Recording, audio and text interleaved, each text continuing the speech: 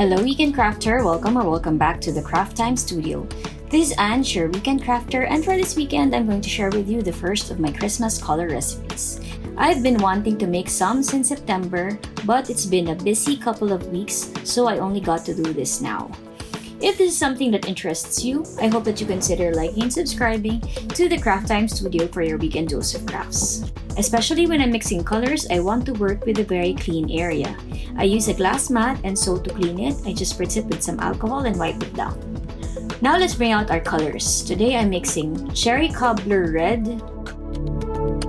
Evening Evergreen, Shimmery Blue, Shiny Moss, and Sparkly Sahara. I'm also bringing out my circular cutter, which I will consistently use to measure out my clay proportions.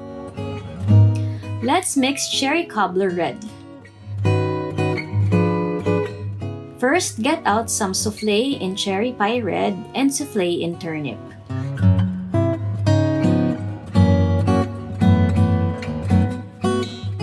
Set the clay roller into the number 2 setting. Roll out the Cherry Pie Red. Then cut one part using the circular cutter. Roll out the turnip clay and cut one part.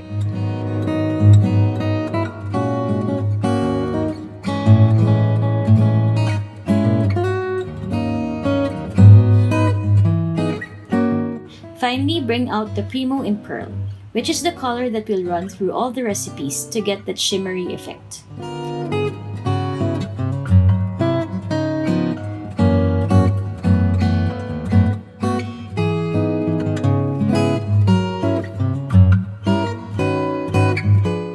Cut the turnip in half. Then cut the pearl in fourths. Mix half the turnip, a fourth of the pearl, and one part of the cherry pie red. Now we have Cherry Cobbler Red.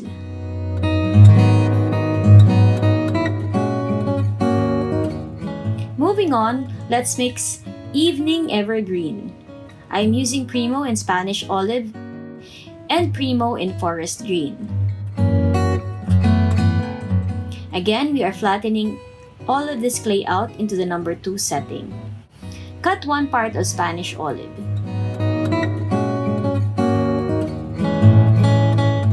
Do the same with the Forest Green.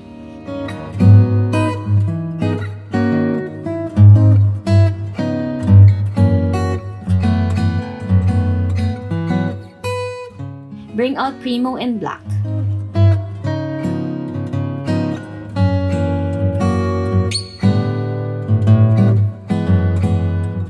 Finally, we are also mixing in some Premo in Pearl. Mix a fourth of the pearl, a fourth of the black,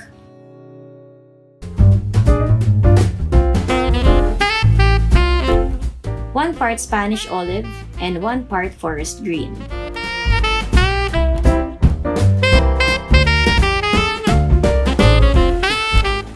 Once these colors are mixed, you will have Evening Evergreen.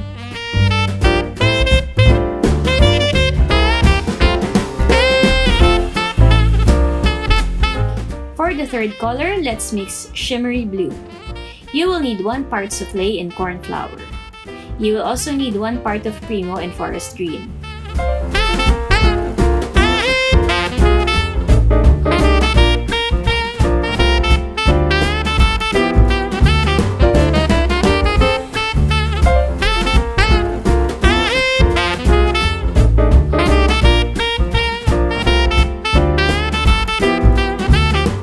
To lighten this up a bit, we will mix a fourth of white.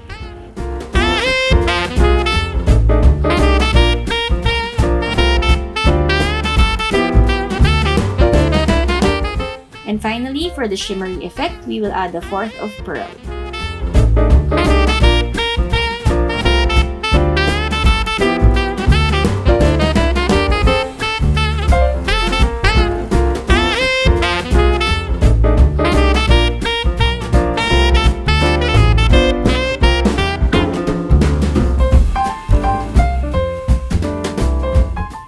our sparkly Sahara, bring out Premo in gold and Premo in pear.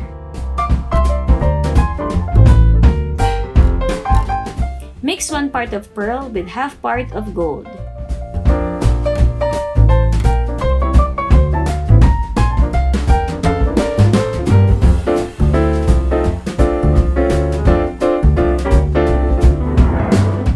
It's pretty easy and very simple, but I love how shimmery it is.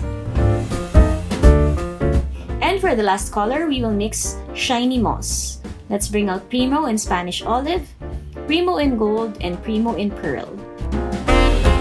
Roll out the clay into the number 2 setting and punch 1 part of Spanish olive. You will also need to punch 1 part of gold and 1 part of pearl. Cut the Spanish olive into fourths.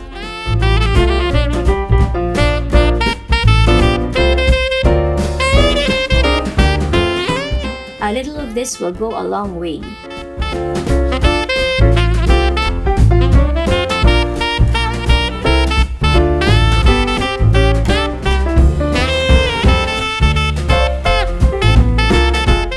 Mix 1 part of gold, 1 part of pearl, and 1/4 of Spanish olive. I can't decide which I love the most, but it's a close tie between sparkly Sahara and shiny moss. These are all the colors that I mixed today: cherry cobbler red, shimmery blue, evening evergreen, shiny moss, and sparkly Sahara. I hope that you find inspiration with these Christmas colors.